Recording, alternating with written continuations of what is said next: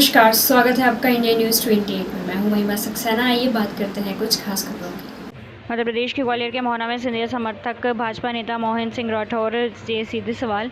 भाजपा नेता सिंधिया समर्थक मोहन सिंह राठौर से इंडिया न्यूज़ 28 की टीम ने किया विधानसभा चुनाव 2023 को लेकर सवाल जवाब। भाजपा नेता भितरवार विधानसभा क्षेत्र में जनसुनवाई के माध्यम से लगातार जनता की समस्याओं का समाधान किया जा रहा है। भितरवार विधानसभा क्षेत्र में अपनी सक्रियता को लेकर चर्चा में है। मोहन सिंह राठौर बने रहिए इंडिया न्यूज़ 28 के साथ।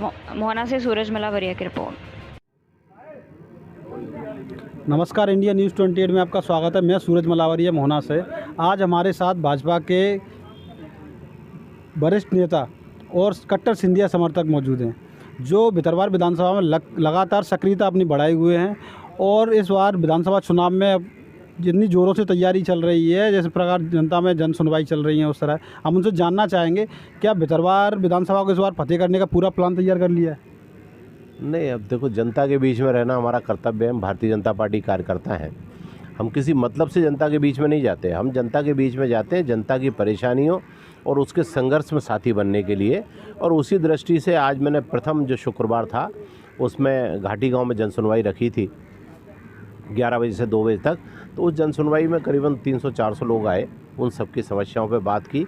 और उसके बाद का जो समय था उस समय में मोहना गया। मोहना में गुरुद्वारे पे, बरईपुरा गुरुद्वारे पे कुछ समस्याएं ऐसी थी, जैसे बिजली का खंभा 11 kV का वो टूटा हुआ है, वहाँ रोड की समस्या थी, वहाँ और भी है। हालांकि इन छोटी छोटी समस्याओं को 2 किलोमीटर का रोड है, 1 किलोमीटर का रोड है, इन सब के लिए माननीय हमारे शिवराज सिंह जी भारतीय जनता पार्टी के मुख्यमंत्री हैं, वो 3 करोड़ रुपया सरकार की तरफ से विधायक को मिलता है। इन समस्याओं को उससे निपटना चाहिए, लेकिन फिर भी अगर नहीं है तो हम अपने स्तर पर तो प्रयास करेंगे। मतलब आपका कहने का मतलब है कि भितरवार विधानसभा में जो विधायक हैं लखन सिंह, वो 18 साल से सुनने में आएगा 18 साल से विधायक हैं, और आपने जो बताया 3 करोड़ रुपए उनको पर ईयर मिलते हैं प्रतिवर्ष। तो 56 करोड़ रुपए जो उनके जो हो चुके हैं, तो वो क्या किस काम में लगाए होंगे, क्या अंदाज़ा लगा सकते हैं? नहीं, आप एक बार पूरा सर्वे कर लो पूरी विधानसभा में। मुझे तो कहीं एक पट्टिका और एक लेख नहीं मिला कि जहाँ उन्होंने पैसा लगाया हो। वो तो मिट्टी मुरम के नाम पे तमाम सारे रजिस्ट्रेशन है जिन पे पैसा निकालते रहते हैं, और उसी से बरसात आती है, फिर धुल जाती है, फिर बरसात के बाद फिर मिट्टी डल जाती है। ऐसे ही चलता रहता है सब काम। भाजपा सरकार के द्वारा 3 करोड़ रुपए दिए जा रहे हैं। अगर ऐसा लग रहा था कि ये पैसे कहीं जनता के हित में इस्तेमाल नहीं हो रहे, तो क्या यह पैसा बंद नहीं हो सकता दिन? नहीं, अब दरअसल क्या है कि सरकार इसमें पक्ष और विपक्ष की बात नहीं करती। प्रत्येक विधायक को मिलते हैं, ये कोई किसी भितरवार के विधायक को नहीं मिलते। ये पूरे मध्य प्रदेश के 230 विधायकों को 3 करोड़ रुपया प्रतिवर्ष विकास के लिए और 50 लाख रुपया मिलता है स्वेच्छा अनुदान का। जो गरीब, शोषित, पीड़ित, उपेक्षित हैं, गरीब हैं, जिनको कहीं आवश्यकता है, तो वो उसमें से उनको भी पैसा दे सकते हैं। तो जिस तरह से आपकी जन सुनवाई चल रही है, तो क्या लोगों को इस कभी कोई सूचना आपको मिली हो कि लोगों के द्वारा कि किसी को विधायक के द्वारा कोई निधि मिली हो, सहायता निधि? नहीं, मुझे तो नहीं मिली। कभी कोई आपको ऐसा टकरा जाए जो ये कहे कि साहब मुझे माला भी पहनाएंगे, पर मुझे तो ऐसा आज तक कोई नहीं मिला। अभी तक कोई ऐसा मिला नहीं है? कोई नहीं, मुझे कोई नहीं मिला। और शायद किसी को भी, यहाँ इतने लोग खड़े हैं, इनमें से किसी को मिला हो तो वो बताएं। मुझे तो नहीं लगता कि ऐसा कोई है। आपकी जन सुनवाई आपके ग्रीन हाउस पर चलती थी, ऐसी क्या आवश्यकता पड़ गई आपको जो गांव-गांव जाके आपको जन सुनवाई लगानी? ये बात आपने बहुत अच्छी की। हफ्ते में 7 दिन होते हैं। मैं 5 दिन ग्रामीण क्षेत्र में समस्याओं के लिए और समस्याओं के संघर्ष के लिए रहता हूँ। 2 दिन में मंगलवार और बृहस्पतिवार ग्वालियर रहता था जन सुनवाई के माध्यम से।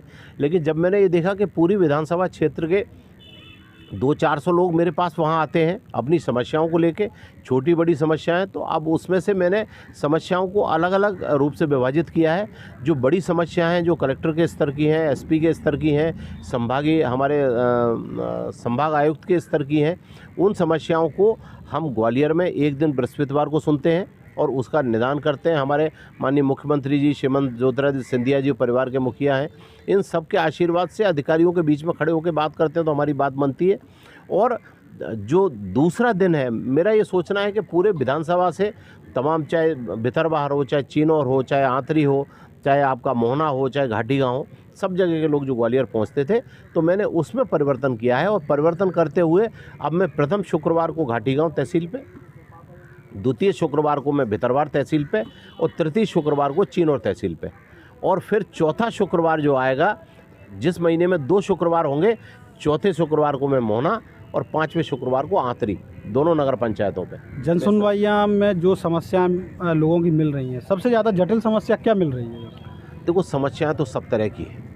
बहुत बड़ी समस्या तो ये है कि हमारे जो लोग हैं, जिनके ऊपर दायित्व है, जो नेता हैं, वो आम आदमी की बात सुनने को तैयार नहीं है, जिसकी वजह से ये समस्याएं खड़ी हो रही हैं। आप सुनेंगे तो वे सारी योजनाएं जो माननीय मुख्यमंत्री शिवराज सिंह चौहान जी ने, भारतीय जनता पार्टी की सरकार ने बनाई हैं, और उन योजनाओं का लाभ गरीबों तक पहुंचना है। अगर वो लाभ 100% पहुंच जाए तो समस्याओं का समाधान हो जाएगा।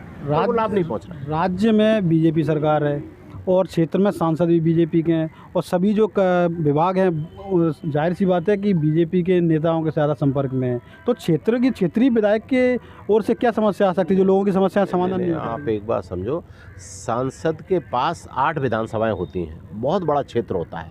सांसद अपने स्तर पर लगातार दौरे भी करते हैं, समस्याएं भी निपटती हैं, लेकिन एक व्यक्ति अगर विधानसभा में चाहे तो बहुत सारे काम कर सकता है, अगर उसको इन चीज़ों की फुर्सत हो तो वो काम तो हम अब वो नहीं, उनको फुर्सत नहीं है तो हम लोग कर रहे हैं उस काम को। आप पहले कांग्रेस में थे, कांग्रेस में रहकर आपने बीजेपी